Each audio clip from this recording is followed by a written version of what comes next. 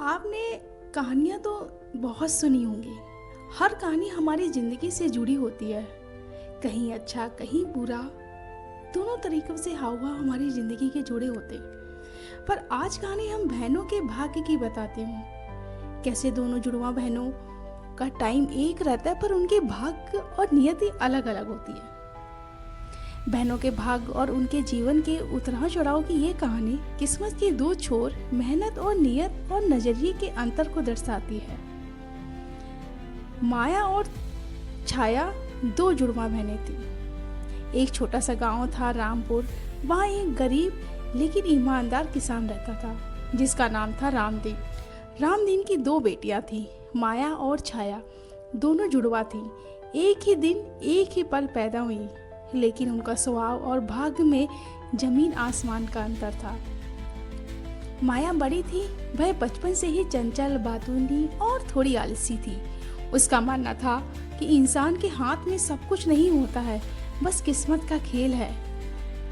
वह अक्सर कहती कि अगर मेरी किस्मत में रानी बनना लिखा है तो मैं बनूंगी, चाहे कुछ भी हो।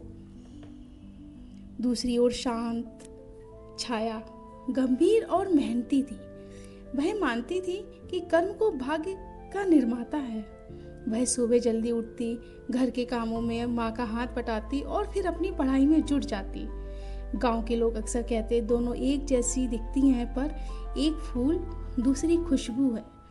देखते देखते वक्त इन्हें कहाँ ले जाता है। समय बीता और दोनों बहनें विवाह योग्य हो गईं। रामदीन ने अपनी हैसियत के हिसाब से दो लड़के चुने। माया का विवाह एक खाते पीते जमींदार परिवार के लड़के विक्रम से हुआ। विक्रम के पास जमीन थी, धन था, दौलत था, ऐशो आराम, नौकर चाकर सब कुछ था। माया खुश थी इसमें। उसे लगा कि उसकी किस्मत चमक गई। उसे अब मेहनत करने की जरूरत नहीं थी। छाया का विवाह एक बेहद साधारण स्कूल शिक्षक आकाश से हुआ।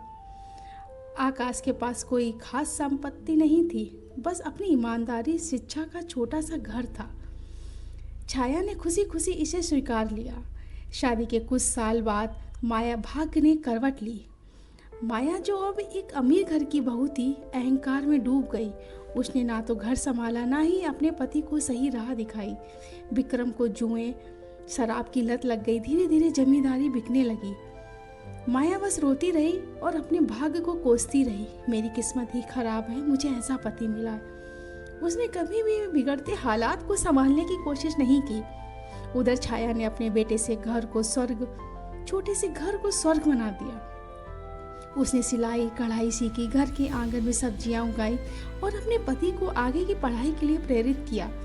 आकाश की मेहनत और छाया के साथ ने रंग दिखाया और आकाश का चयन शहर के सबसे बड़े कॉलेज में हो गया, प्रोफेसर के रूप में। माया और छाया की कहानी का सबसे महत्वपूर्ण हिस्सा अब आता है कि भाग्य का भ्रम टूटता है कि बैठे बैठे सब कुछ नहीं मिलता। जिंदगी में कर्म की शक्ति सबसे सर्वोपरि है। समय का चक्र कभी एक जैसा नहीं रहता है। माया जो महलों के ख्वाब देखती थी, अब वह ऐसे अंधेरे मोड़ पर खड़ी थी जहां से उसे बाहर निकालने के लिए कोई रास्ता नहीं सूझ रहा था। उसके पति विक्रम बुरी आदतों ने घर की दीवारें तक बेच डाली थी। जिस आलीशान हवेली पर माया को नाज था, आज उस पर साहूकारों के ताले लटक रहे थे। जबकि किस्मत ने साथ छोड़ा। एक रात ठंडी, जब घर में चूल्हा जलने के लिए सूखी लकड़ियां तक नहीं थी, माया फटे हाल आंगन में बैठी थी, आसमान की तरफ देख रही थी। वह चिल्लाई, हे भगवान, तूने मेरे साथ ऐसा क्यों किया?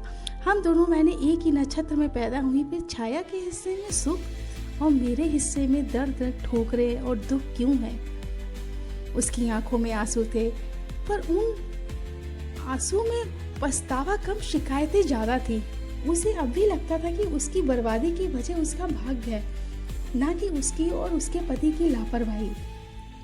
भूख और तिरस्कार से हाहाकार। माया ने शहर जाने का फैसला किया। वह अपनी बहन छाया के घर पहुंची और छाया का घर कोई महल नहीं था, लेकिन वहाँ एक अजीब सी शांति, गरिमा थी। हर चीज करीने से रखी थी। वातावरण बहुत शांत और मेहनत की खुशबू से भरा था।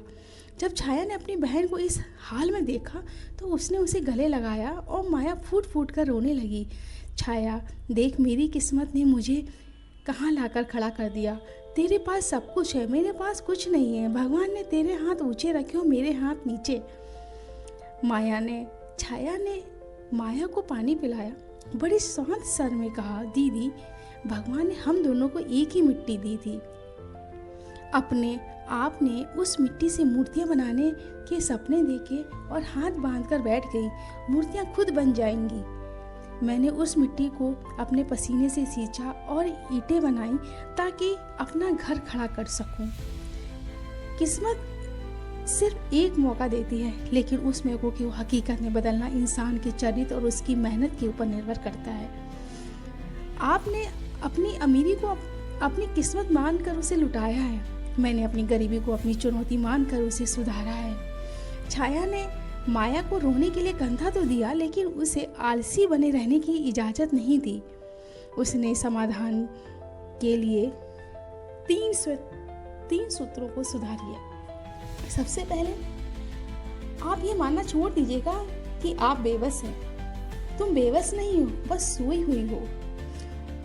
छाया ने माया को सिलाई कढ़ाई सिखानी शुरू की। उसने कहा, हाथ की लकीरों से ज़्यादा हाथ की उंगलियों पर भरोसा करो। छाया ने विक्रम को भी शहर बुलाया और उसे डांटने की बजाय उसे जिम्मेदारी का एहसास दिलाया। उसने उसे एक वर्कशॉप में काम दिलाया और समझाया कि इज्जत दान में नहीं, कमाई में मिलती है। शुरुआत में माया को बहुत तकलीफ हुई। जिस हाथ ने कभी झाड़ू नहीं उठाई, आज उन हाथों में सुई और धागा है।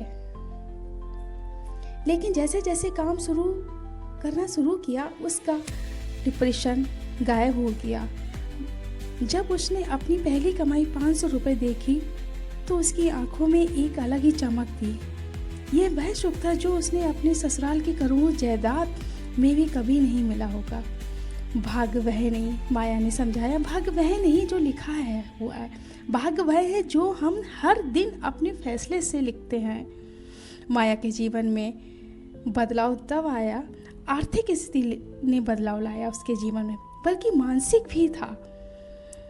उसने अब समझ लिया कि रोने से समस्याएं हल नहीं होती हैं, बल्कि उन्हें सुलझाने के लिए पसीना बहाना पड़ता है।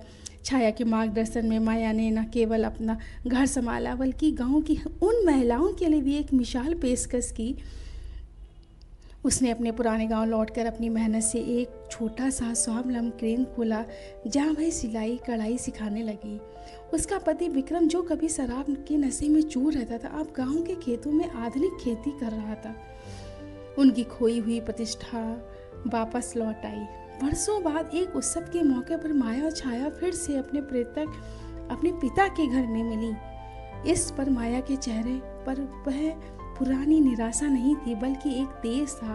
उसने छाया के पैर छुए कहा, छाया, तूने मुझे रोटी नहीं दी, तूने मुझे रोटी कमाने का जरिया सिखाया है।